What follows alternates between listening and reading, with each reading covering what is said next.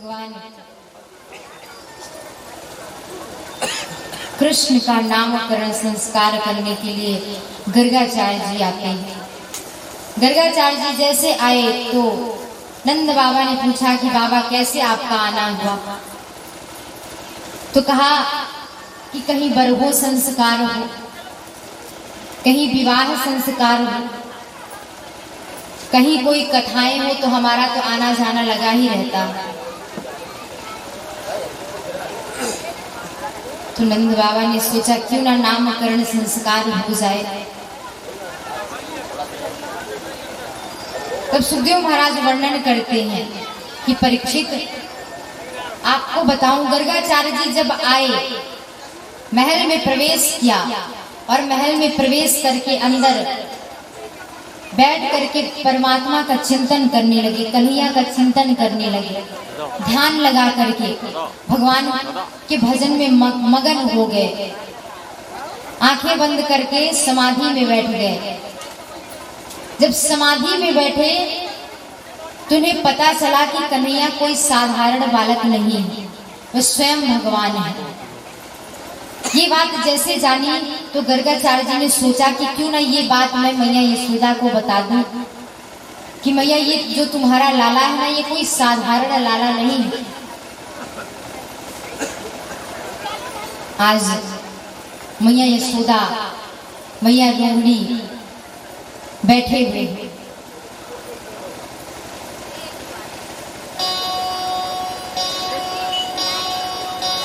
सुखदेव महाराज वर्णन करते हैं कि मैया रोहिणी यशोदा माँ के पुत्र को अपने गोद में ले लेती है और मैया यशोदा रोहिणी के पुत्र को अपने गोद में ले लेती है। दोनों बैठ गए।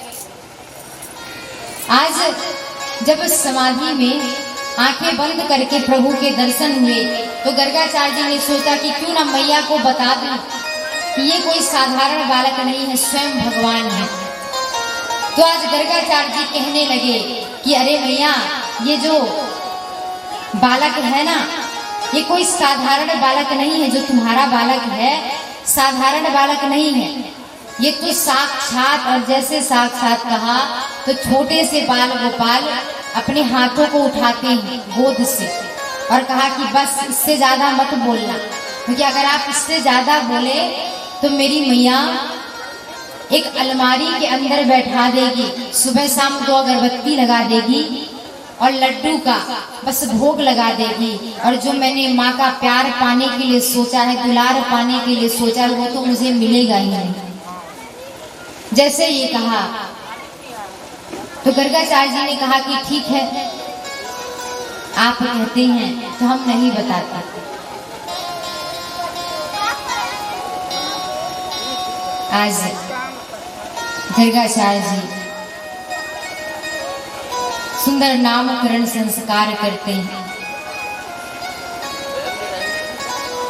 मैया यशोदा की गोद की ओर निहारा और निहार करके कहते हैं कि अहम ही रोहिणी पुत्रो रम्यम सुहद्रो गुण है, आख्याशा तेरा मिति बलाधिक्यात बलम विधि। कहा कि मैया यशोदा, आपके गोद में जो लाला खेल रहा है ना, ये मैया रोहिणी का लाला है।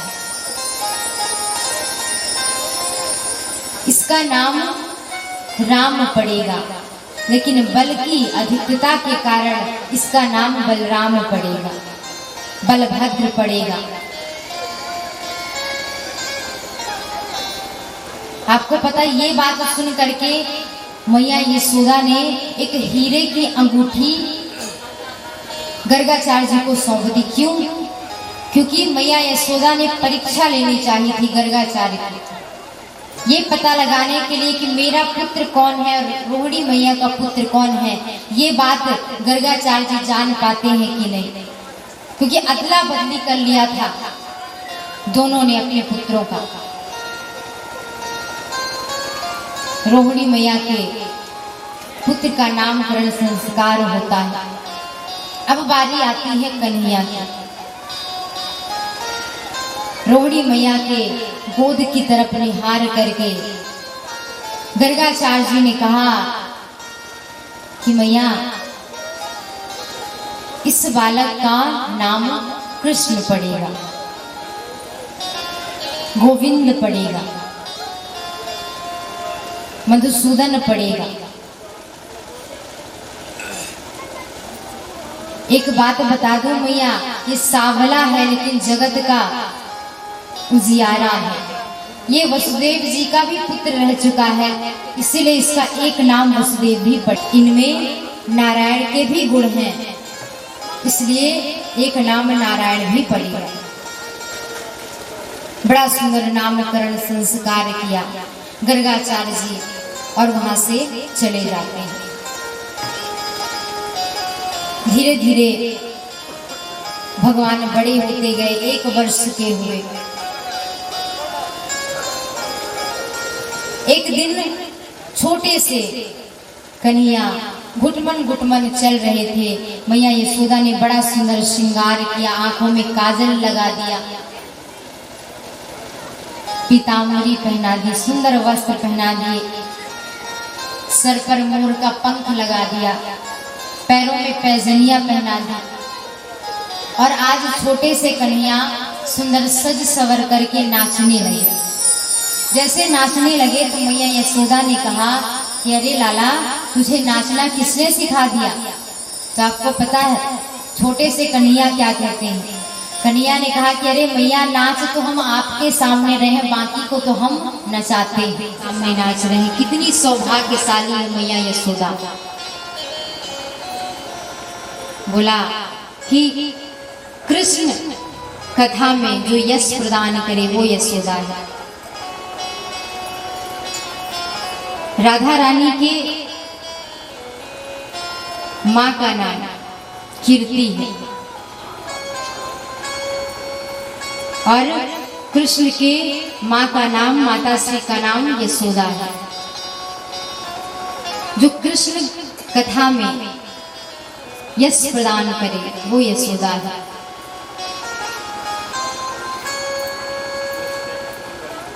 बोले कृष्ण कन्हैया लाल की जय, बांके बिहारी लाल की जय। आज छोटे से बाल गोपाल बड़ी सुंदर लीलाएं करते हैं, कई राक्षसों का अंत करते हैं। धेनुकासुर नाम के राक्षस का कन्हैया ने अंत किया, उद्धार किया। धीरे धीरे कन्हैया और बड़े हुए। अच्छा, हम सभी के मध्य में झांकी भी है, आप सभी ने ध्यान नहीं दिया लगता है। वो 2 झांकी बैठे हुए हैं सामने। बोले कृष्ण कन्हैया लाल की जय, बांके बिहारी लाल की जय।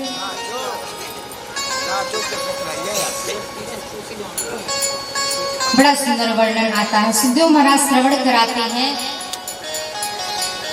कि बांके बिहारी लाल धीरे धीरे थोड़े बड़े हुए। भगवान के बड़े सुंदर सुंदर सखा होते हैं बलराम जी के साथ। अब वह महल से बाहर खेलने जाने लगे, घूमने जाने लगे।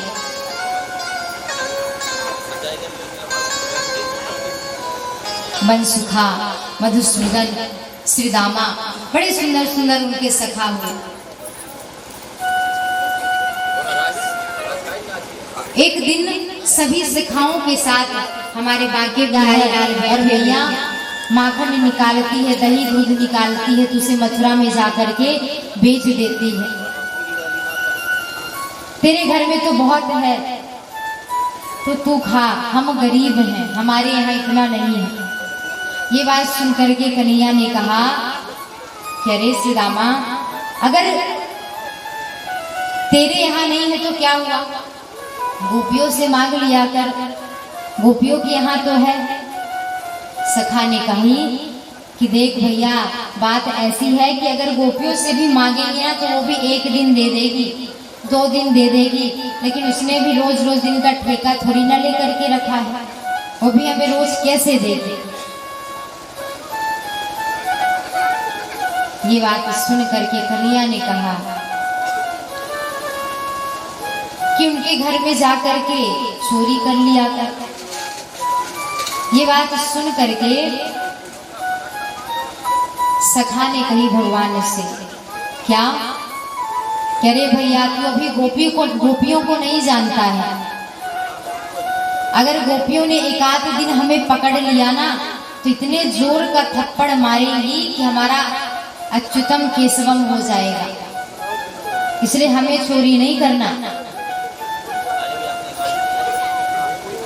बोले कृष्ण कन्हैया लाल की, काम कर, तू ही चोरी करके दिखा, तू ही चोरी करके माखन की दिखा तो हम माने। ये बात सुनकर के कन्हैया ने कहा, क्या या में कौन सी बड़ी बात है, हम तुम्हें आज ही दिखा देते हैं।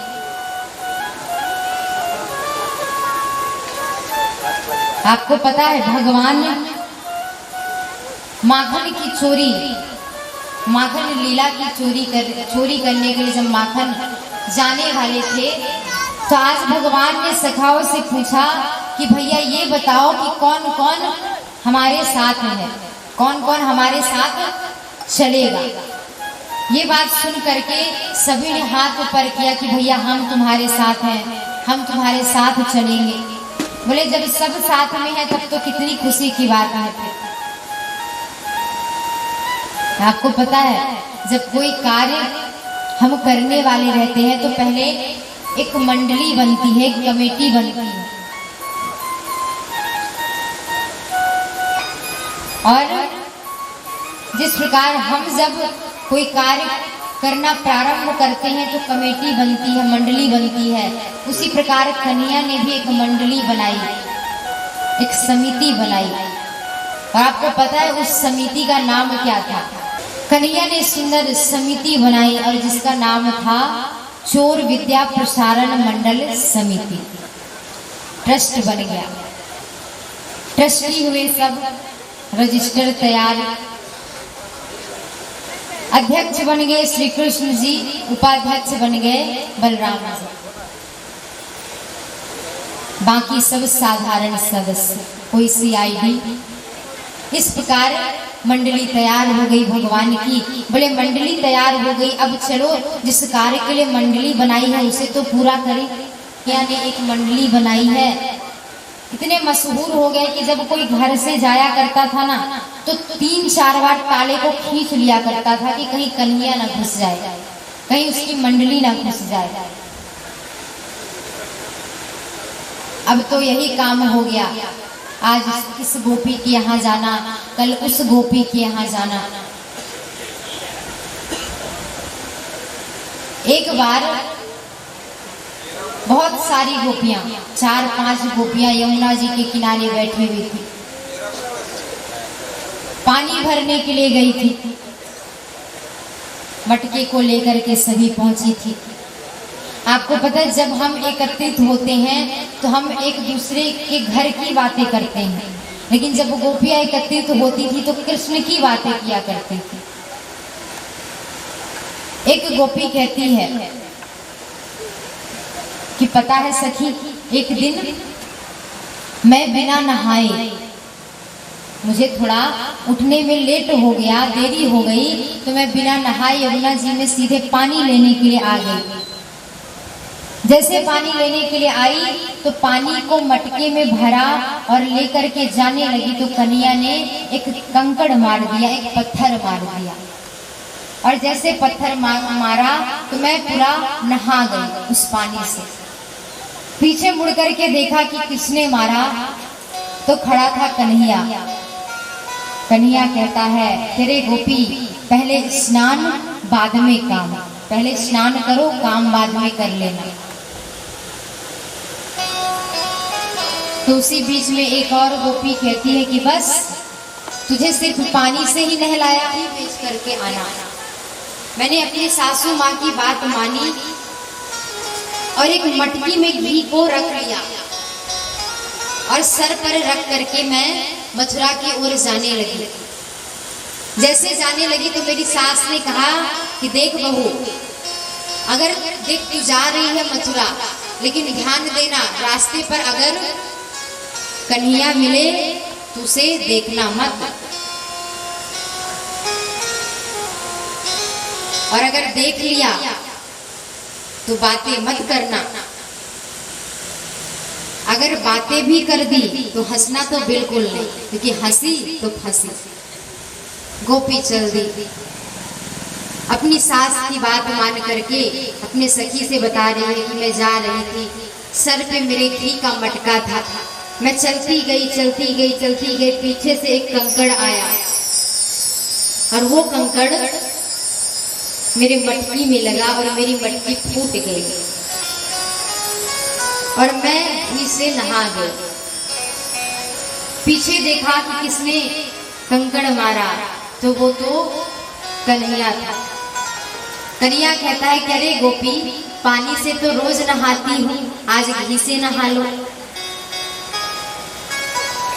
तो एक गोपी और बताता है, कहा कि बस तुम लोगों के साथ इतना ही किया, अरे तुम्हें पता है मेरे साथ एक दिन क्या हुआ। कुत्ते का पिल्ला, कुत्ते के पिल्ले को लेकर के आए और जो आसन लगा हुआ था सत्यनारायण भगवान का, वहां ला करके दोनों पिल्ला को बिठा दिया। और अब गोपी से कहती है कि देखो गोपी, देखो भाभी, अब सत्यनारायण भगवान भी आ गए, अब प्रसाद दो। ये सुन करके मुझे बहुत गुस्सा आया, मैं डांट करके कन्हैया को भगा दी। लेकिन जब कन्हैया को डांटा तो कन्हैया ने एक बात कही कि गोपी छोड़ूंगा नहीं, तुझे तो देख लूंगा। और इस बात को मैंने सोचा कि अरे छोटा सा बालक है, ऐसे ही बोल रहा है, लेकिन कन्हैया जी तो धमकी दे करके गए थे। और पता है सखी फिर क्या हुआ, बोले कि मैं और तुम्हारे भैया रात्रि में बेड में सोए हुए थे।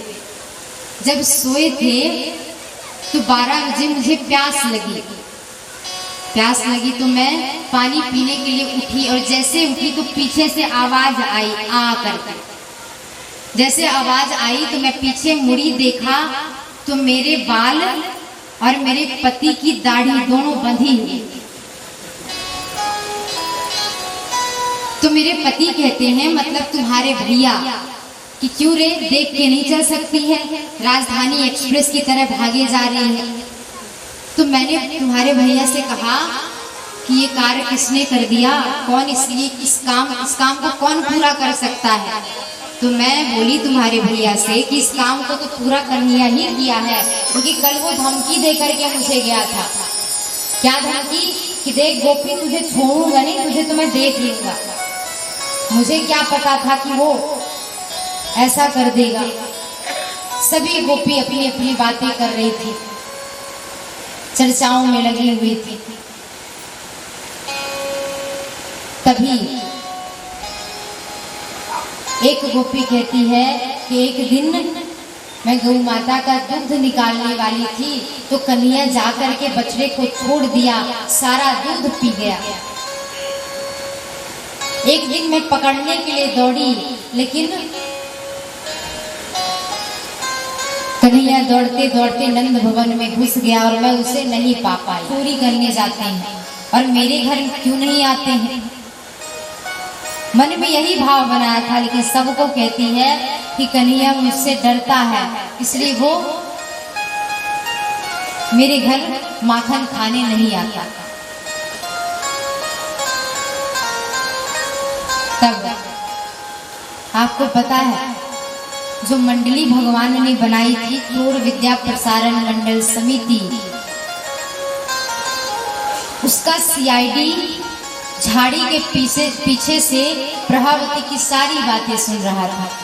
और आपको पता है वो सीआईडी कौन था? प्रभावती का देवर। आज सुन करके कहता है, वाह भाभी, बहुत बातें कर रही हूँ, अभी जा करके बताता हूँ कन्हैया को। कन्हैया के पास दौड़ करके सीआईडी गया, प्रभावती का देवर गया, पहुंचा और जा करके कहता है कि अरे कन्हैया, तुझे पता है आज मेरी भाभी तेरी बड़ी बुराई कर रही थी। बोले क्या बुराई? बोले बुराई ये कर रही थी कि सब गोपियों से कह रही थी कि कन्हैया मुझसे बहुत डरता है। तो कन्हैया कहते हैं कि मैं अपने माँ बाप तऊ से न डरू, ये तेरी भाभी कौन सी चीज है। ये बात जब कही तो प्रभावती के देवर ने कहा, अरे मैं ऐसा नहीं कहता कन्हैया, ये तो मेरी भाभी कह रही थी कि कन्हैया मुझसे बहुत डरता है। बोले अच्छा, आज तेरे प्रभावती भाभी को ही देख लेते हैं। कन्हैया की जितनी मंडली थी सभी गए प्रभावती के घर, कि उसकी इतनी हिम्मत हुई कि मुझे ऐसा बोल दी कि मैं उससे डरता हूँ, आज उसे बताता हूँ, मजा चखाता हूँ। आज भगवान प्रभावती के घर जाते हैं। प्रभावती यमुना जी में पानी भरने के लिए गई हुई थी।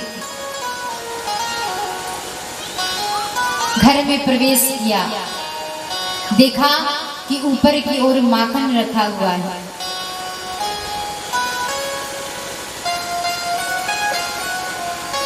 माखन को निकाला, थोड़ा बहुत खाया, लेकिन थोड़ा बहुत खाने के बाद कन्हैया ने कहा कि देखो सखा, हमें भूख तो थी नहीं, क्योंकि हमने तो अचानक से ये प्लान बना लिया कि हमें प्रभावती के घर जाना है माखन खाने। अब भूख तो नहीं है, अब जितना भी थोड़ा बहुत खाए हैं, इससे तो पता ही नहीं चलेगा प्रभावती को कि मेरे घर में चोरी भी हुई है। तो कन्हैया कहते हैं कि देखो सखाओं, बात ऐसी है कि प्रभावती ठहरी घर में अकेली, अब इसके बहू भी नहीं है और कई दिनों से चौका भी नहीं लगा है। जैसे इतना कहा तो भगवान के सखा सभी समझ गए कि करना क्या है।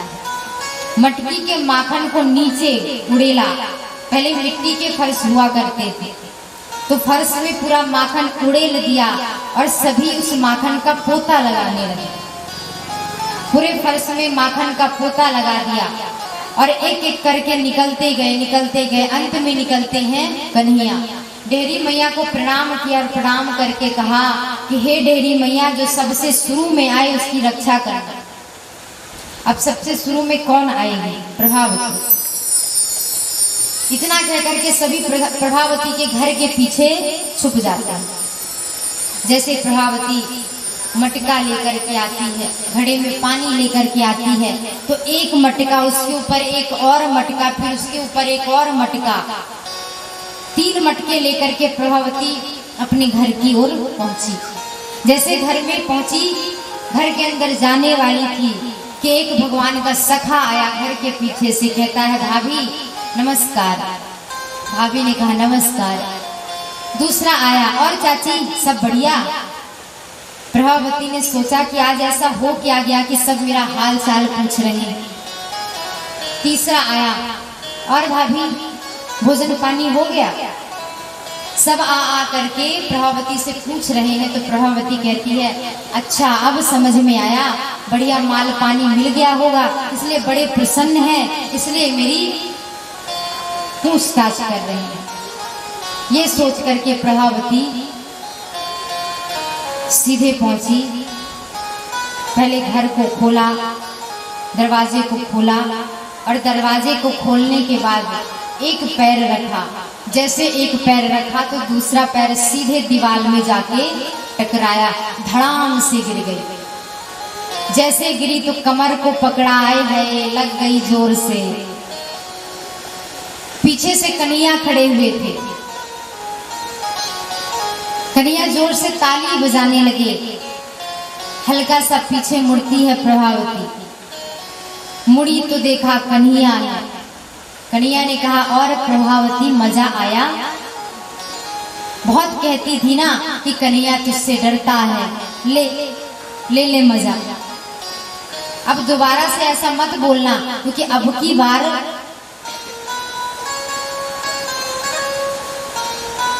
तुझे इस प्रकार गिराया है कि तू सीधे दीवार तक पहुंची है। अगली बार अगर तुमने ऐसा कहा कि कन्हैया मुझसे डरता है तो सीधे तुझे अब तेरे पीहर पहुंचा दूंगा। ये बात सुन करके प्रभावती शांत हो गई। मन में सोचा कि अब यशोदा से इसकी शिकायत करूंगी।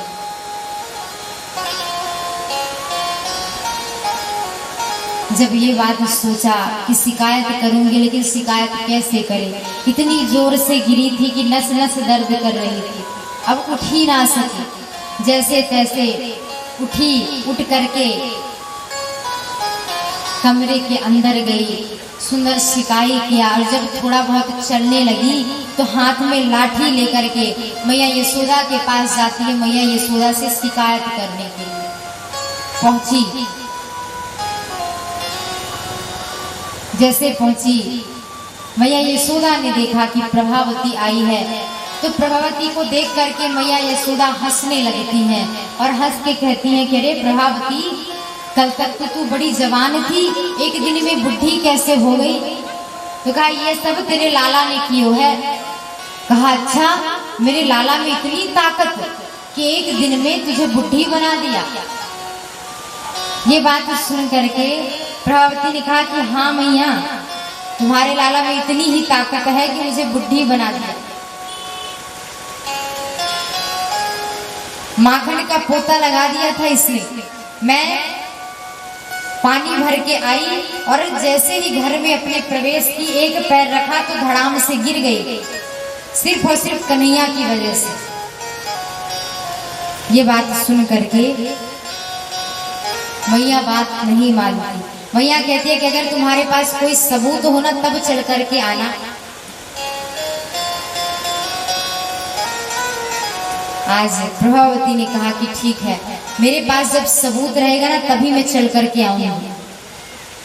अब सबूत का प्रबंध करने लगी।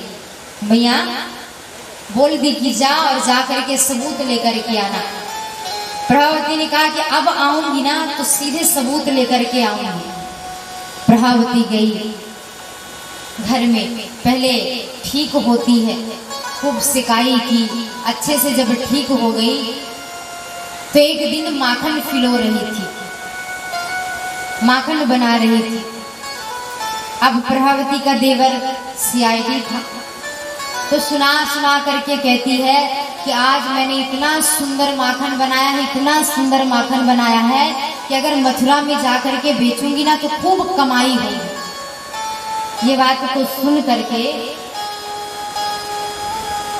जो प्रभावती का देवर था उसके मुंह में पानी आने लगा, इतना सुंदर माखन। तो भाभी से कहता है देवर, कहा कि भाभी मैं अभी खेल करके आता हूं। तो प्रभावती जानती थी ये क्यों जा रहा है और किसके पास जा रहा है।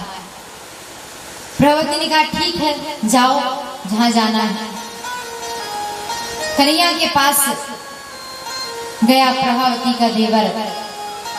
जैसे गया तो कहा, अरे भैया तुझे पता है आज मेरी भाभी ने इतना सुंदर माखन बनाया है, इतना सुंदर कि तू इतना सुंदर माखन कभी खाया ही नहीं होगा।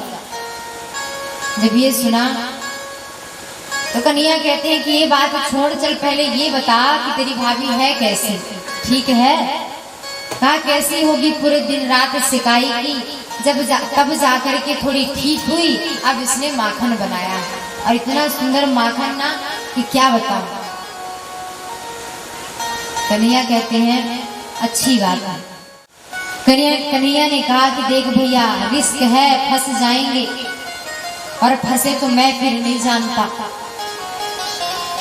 बोले नहीं नहीं नहीं फंसेंगे, चल तो सही। कन्हैया गए प्रभावती के घर। सुबह का समय था। आपको पता है इस बार प्रभावती ने बड़ी चालाकी की। क्या किया, बाहर से दरवाजा बंद करवा दिया गया। किसी को कह दिया कि दरवाजा बंद कर दो, बाहर से दरवाजा बंद कर दिया और स्वयं खुद जा करके एक कमरे के अंदर बंद हो गई। अंदर घर के बैठी थी। कन्हैया आए, कन्हैया के सखा आए, सभी जाते हैं घर के अंदर। घर के अंदर गए तो एक चीज देखी, क्या कि माखन की मटकी के पास एक घंटी बनी हुई। उस घंटी को देख करके भगवान हंसने लगे और हंस के कहते हैं कि प्रभावती घंटी तो ऐसे लगा करके गई है मटके के पास, जैसे इस घंटी की आवाज उसे यमुना जी तक सुनाई देगी। ये सुनकर के प्रभावती भी हंस रही है अंदर। बोले हंस ले बेटा हंस ले, अभी बताती हूँ तुझे। अंदर बैठी हुई है प्रभावती। कन्हैया घंटी से कहते हैं कि देख घंटी, मैं भगवान हूं तेरा, स्वामी हूं, और तू मेरी सेवक। जब मैं माखन चुराऊं तो बजना मत। और इतना कह करके कन्हैया माखन चुराने के लिए अपने हाथों को बढ़ाते हैं। 3-4 सखा और सबसे ऊपर हमारे छोटे से कन्हैया मटकी में हाथ डाल करके माखन निकालने लगे और निकाल करके खाने लगे। तभी घंटी जोर से टन टन टन टन टन टन करने लगी। और जैसे घंटी बजने लगी तो प्रभावती दौड़ करके आती है और कन्हैया को पकड़ लेती है। जैसे पकड़ी तो कन्हैया ने सोचा अच्छा तो ये बात थी, लेकिन गोपी एक बात कहनी पड़ेगी। मैंने सोचा था कि इस दुनिया में सबसे चालाक मैं ही हूँ, लेकिन मुझसे भी चालाक तो तू निकली। जब इस बात को कहा तो प्रभावती ने कहा कि चल लाला, आज तो तुझे छोड़ूंगी नहीं। पकड़ करके हाथ प्रभावती कन्हैया का ले जाने लगी नंद भवन की ओर। तब लाला ने कही कि रुक गोपी, एक बार थोड़ा घंटी से बात तो करने दे। आपने जो कहा था मैंने उसे पूरा किया। आपने कहा था कि जब मैं माखन चुराऊं तो मत बजना। आपने माखन चुराया, मैं नहीं बजी। आपने माखन निकाला तब भी नहीं बजी, लेकिन जब भगवान भोग लगाते हैं तब तो घंटी बजती है, इसलिए मैं बज गई। आज भगवान कहते हैं कि अरे घंटी, तूने भी मुझे धोखा दे दिया, पर कोई बात नहीं, अभी तो पूरा रास्ता है, देख लेंगे जो होगा। हाथ पकड़ करके प्रभावती कन्हैया को ले जा रही है। आप एक बार मन में विचार करिए,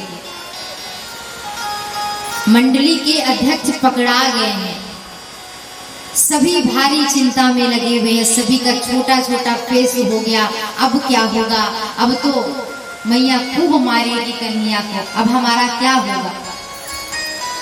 किसी के मुंह से कुछ आवाज नहीं निकल रही है, बस धीरे धीरे सभी जा रहे हैं। आगे कन्हैया को प्रभावती पकड़ करके ले जा रही है, पीछे से जितने सदस्य हैं सभी जा रहे हैं। आज क्या होगा ये सोच करके